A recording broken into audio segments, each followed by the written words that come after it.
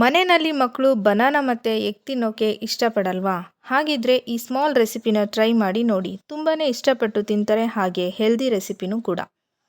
ಯಾರೆಲ್ಲ first time ನನ್ನ video ನೋಡ್ತಾ ಇದ್ದೀರಾ, ಪ್ಲೀಸ್ ಸಬ್ಸ್ಕ್ರೈಬ್ ಮಾಡಿ, ಹಾಗೆ ಒಂದು ಲೈಕ್ ಕೂಡ ಕೊಡಿ.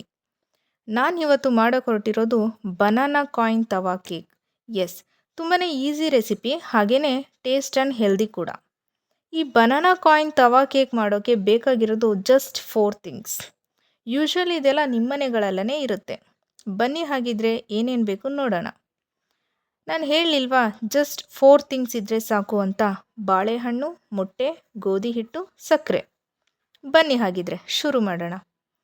ಫಸ್ಟು 2 ಬಾಳೆಹಣ್ಣು ತಗೊಂಡು ಅದರದ್ದು ಸಿಪ್ಪೆನ ತೆಗೆದು ಸಣ್ಣ ಸಣ್ಣದಾಗಿ ಕಟ್ ಮಾಡಿಕೊಂಡು ಜಾರ್ ಒಳಗಡೆ ಹಾಕೋಬೇಕು. ಅದಕ್ಕೆ 2 ಮೊಟ್ಟೆನ ಹೊಡೆದು ಹಾಕಿ ಚೆನ್ನಾಗಿ ಗ್ರೈಂಡ್ ಮಾಡ್ಕೋಬೇಕು.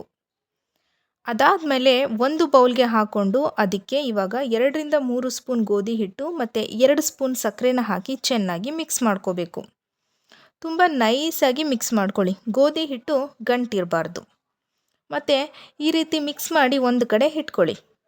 ಇವಾಗ ಇನ್ನೊಂದು ಬಾಳೆಹಣ್ಣು ತಗೊಂಡು ಕಾಯಿನ್ ಶೇಪ್ನಲ್ಲಿ ಕಟ್ ಮಾಡ್ಕೋಬೇಕು ಮತ್ತು ಇದನ್ನು ಕೂಡ ಒಂದು ಸೈಡ್ನಲ್ಲಿ ಇಟ್ಕೋಬೇಕು. ಸೊ ನೆಕ್ಸ್ಟು ಸ್ಟವ್ ಆನ್ ಮಾಡಿ ತವಾನ ಬಿಸಿಗೆ ಇಟ್ಟು ಅದಕ್ಕೆ 2ರಿಂದ 3 ಸ್ಪೂನ್ ಆಯಿಲ್ ಹಾಕಿ. ಆಯಿಲ್ ಬಿಸಿ ಆದಮೇಲೆ ಲೋ ಫ್ಲೇಮ್ ಮಾಡಿಕೊಂಡು ಬನಾನಾ ಕಾಯಿನ್ಸ್ಗಳನ್ನ ಒಂದೊಂದಾಗಿ ತಗೊಂಡು ಈ ಮಿಕ್ಸರ್ ಒಳಗಡೆ ಡಿಪ್ ಮಾಡಿ ತವಾ ಮೇಲೆ ಹಾಕ್ತಾ ಹೋಗಿ. ಯಾವುದೇ ಕಾರಣಕ್ಕೂ ಹೈ ಫ್ಲೇಮ್ನಲ್ಲಿ ಇಟ್ಕೊಂಡು ಮಾಡಬೇಡಿ, ಎಲ್ಲ ಸೀದೋಗಿಬಿಡುತ್ತೆ. 2 ಕಡೆನೂ ಚೆನ್ನಾಗಿ ಬೇಯಿಸಿ ಒಂದು ಪ್ಲೇಟಿಗೆ ಸರ್ವ್ ಮಾಡಿಕೊಂಡ್ರೆ ಬನಾನಾ ಕಾಯಿನ್ ತವಾ ಕೇಕ್ ರೆಡಿ. ಎಷ್ಟು ಈಸಿ ಇದೆ ಅಲ್ಲ ಬನಾನಾ ಕಾಯಿನ್ ತವಾ ಕೇಕ್ ಮಾಡೋದು. ಹಾಗಿದ್ರೆ ಯಾಕೆ ತಡ ಮಾಡ್ತೀರಾ? ಇವಾಗಲೇ ಟ್ರೈ ಮಾಡಿ, ನಿಮ್ಮ ಮಕ್ಕಳಿಗೂ ತಿನ್ನೋದಕ್ಕೆ ಕೊಡಿ.